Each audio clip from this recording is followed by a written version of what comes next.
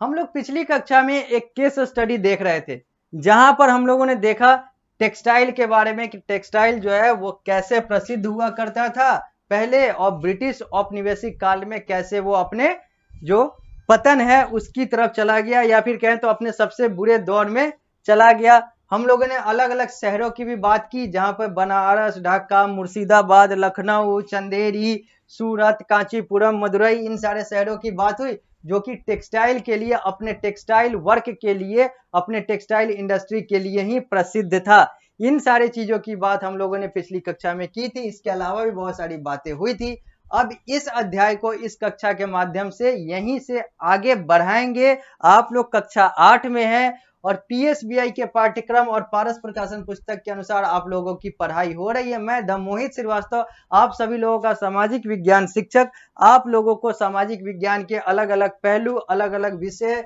अलग अलग जो अध्याय है उसको पढ़ा रहा हूं। यह जो अध्याय है यह आप लोगों के सामाजिक विज्ञान के तहत आने वाले इतिहास के अंतर्गत एक अध्याय है, जहां पर आप लोगों को crafts and industry in colonial period, यानी कि शिल्प और अलग अलग उद्योग ब्रिटिश शासन काल में कैसे हो गए थे, इन सारी चीजों की बात हो रही है। मैंने अलग अलग कक्षाओं के माध्यम से अलग अलग पहलुएं आप लोगों को बताया, अलग अलग चीजें आप लोगों को बताई कि कैसे कैसे क्या क्या हुआ करता था।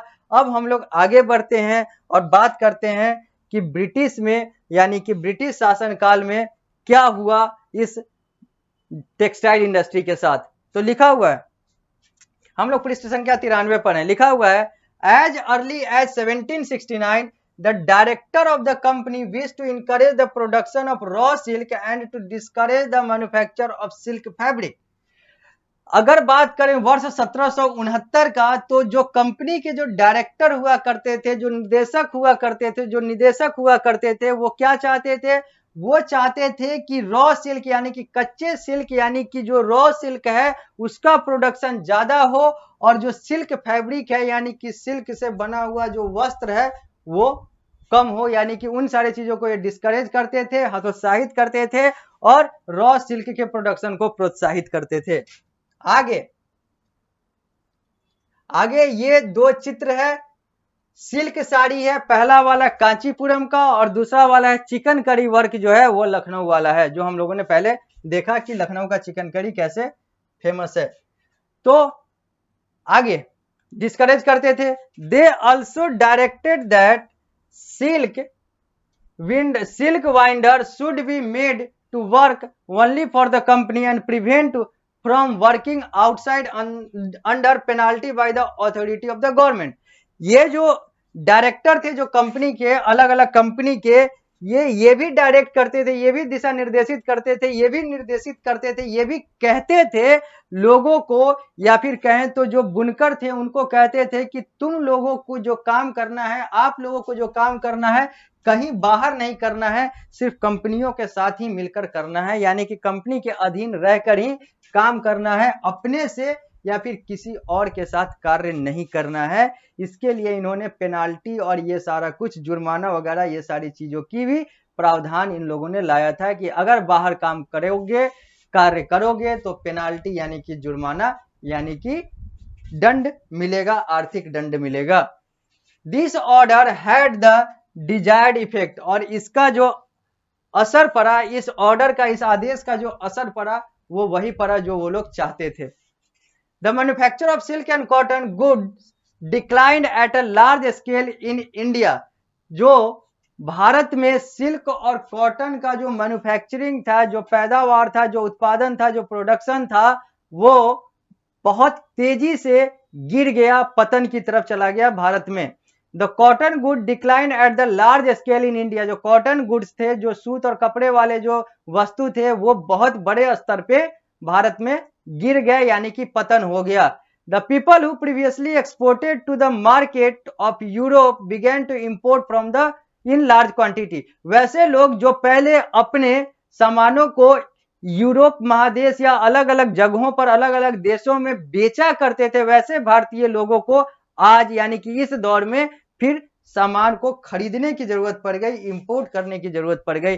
कैसा ये काल चला गया कि एक जहां पर इन लोगों का प्रोडक्शन जो है, भारतीयों का प्रोडक्शन जो है वो कंजम्पशन से ज्यादा हो रहा था, भारत का जो टेक्सटाइल था वो विश्व प्रसिद्ध था। भारत के टेक्सटाइल जो है दूर दराज तक बिक रहे थे। भारतीय व्यापारी आर्थिक रूप से मजबूत हो रहे थे, सारा कुछ था। लेकिन अंग्रेजों के शासन में आने के बाद ऐसी स्थिति आ गई कि एक्सपोर्ट करना तो दूर की बात है, यानी कि अंतर्राष्ट्रीय व्यापार में बेचना तो दूर की बात है, यहाँ पर खरीदने वाली बात आ गई, कंगाली की बात आ गई। तो अब तो इंपोर्ट लार्ज क्वांटिटी में करना पड़ा, सब अंग्रेज कानून के द्वारा, अंग्रेजी कानून के कारण।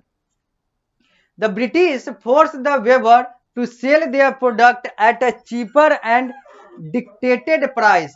जो ब्रिटिश थे, जो अंग्रेज थे, वो अपने बुनकरों को कहते थे कि इस प्रोडक्ट को सस्ते में और उनके कहने के अनुसार और उनके द्वारा जो बताया गया प्राइस है, मूल्य है, उसी पर बेचो। Since the company monopolized the sale of raw cotton, the Bengal weaver had to pay very high prices to buy cotton. चूंकि कंपनी का मोनोपोली हो गया रॉ कॉटन पर, यानी कि कच्चे कॉटन, रॉ कॉटन पे कंपनी का मोनोपोली, एकाधिकार हो गया, कोई दूसरी कंपनी है नहीं, तो जो बंगाल के जो बुनकर थे उनको बहुत ज्यादा पैसा देना पड़ता था कॉटन को, यानी कि रॉ कॉटन को खरीदने के लिए। So the weaver have to suffer a great loss. इसके कारण से जो वेवर हैं, जो बुनकर हैं, उनको बहुत बड़े स्तर पर हानि हुई, आर्थिक नुकसान हुआ। कंडीशन ऑफ द वेवर, अब हम लोग बात करेंगे वेवर के, यानी कि बुनकरों के कंडीशन की, यानी कि वो किस स्थिति में चले गए। लिखा हुआ है, British government inquired from their official in India about how to replace Indian manufacturer by British manufacturer. यहां पर लिखा हुआ, British government inquired from their official in India about how to replace Indian manufacturer by British manufacturer. जो British government थी, जो British सरकार थी, जो अंग्रेज सरकार थी, वो भारत में रहने वाले अपने अधिकारियों से पूछती थी या फिर राय मशवरा लेती थी कि कैसे भारतीय मैन्युफैक्चरर को, यानी कि भारतीय जो व्यापारी हैं, भारतीय जो जहां पर मैन्युफैक्चरिंग हो रहा है, जो भारतीयों के द्वारा हो रहा है, उसको हटाकर कैसे ब्रिटिश मैन्युफैक्चरर को लाया जाए, ये वो लोग राय मशवरा लेते थे। ब्रिटिश गवर्नमेंट जो है भारतीय ऑफिसर से, यानी कि उनके जो लोग भारत में थे वो इंग्लैंड में थे, उनके जो लोग भारत में थे वो उनसे राय मशवरा करते थे कि कैसे भारतीय मैन्युफैक्चरर को हटाया जाए और अपने मैन्युफैक्चरर, यानी कि ब्रिटिश मैन्युफैक्चरर को वहां पर स्थापित किया जाए। देन गवर्नर, उस समय के जो गवर्नर थे, गवर्नर जनरल जो था वैरेन हास्टिंग, उसने बोला, the supply of trade are the want of luxury of people, the poor in India have no want.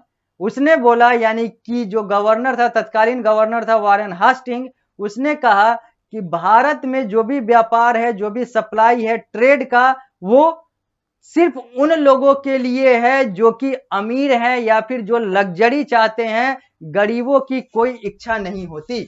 इसने अपने अनुभव के अनुसार बोला कि इच्छाएं जो है, व्यापार जो है, ये सारा कुछ जुड़ा हुआ है अमीर लोगों के साथ, क्योंकि जिनके पास पैसा नहीं है उनके पास कोई इच्छा नहीं है, क्योंकि इच्छा रख के भी वो करेंगे क्या। Their want are limited to their dwelling, to their food and to the portion of clothing, all of which they can have from the agriculture and doing various small job।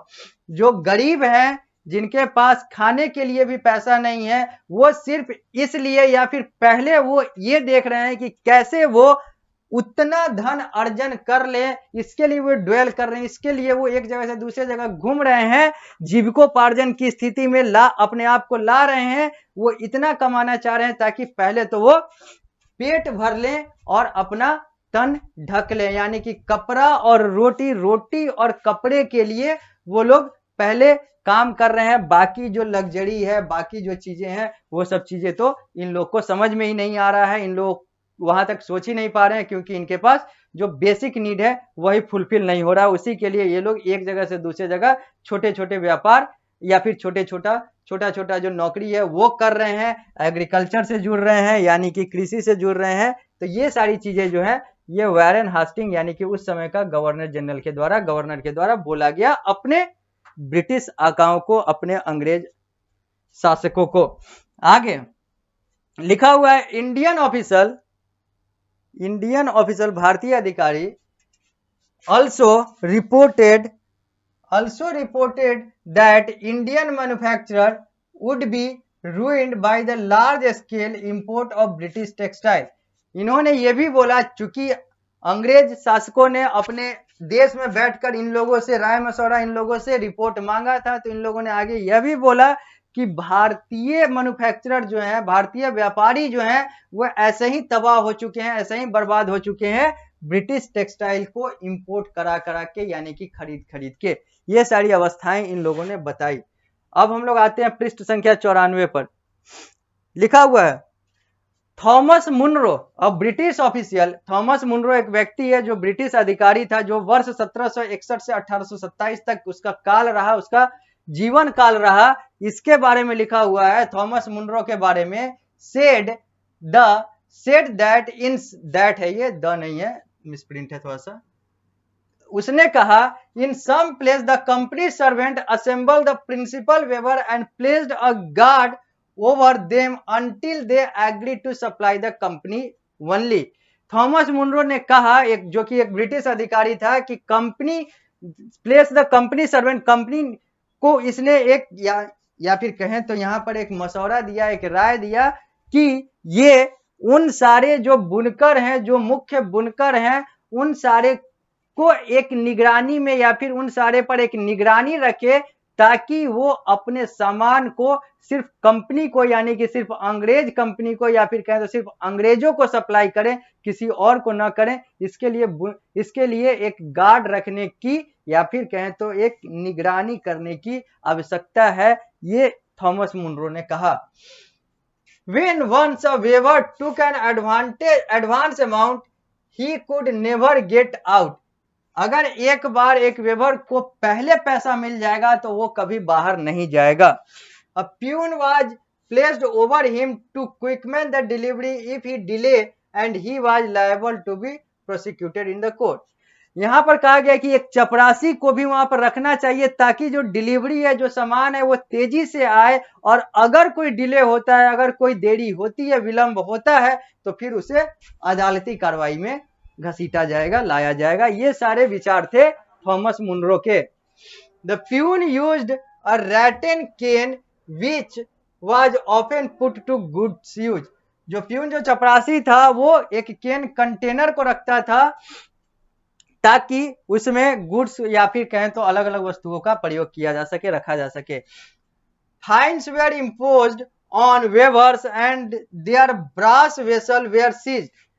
अगर डिले होता था, late होता था, या फिर पैसा सही तरीके से नहीं चुका पाते थे, नहीं दे पाते थे, तो जो बुनकर हैं उन पर दंड, यानी कि फाइन का प्रावधान था, यानी कि उनसे फाइन इंपोज किया जाता था, उनसे दंड लिया जाता था, और उनके सामानों को जब्त कर लिया जाता था, सीज कर लिया जाता था।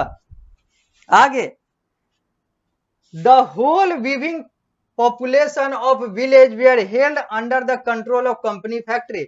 जो पूरा वीविंग पॉपुलेशन था, जो पूरा बुनकरों का जो जनसंख्या था, आबादी थी, जो पॉपुलेशन था, या फिर पूरे जो बुनकर थे एक गांव के, अलग अलग गांव के, वो सब जो है कंट्रोल में थे, यानी कि नियंत्रण में थे कंपनी के, फैक्ट्री के।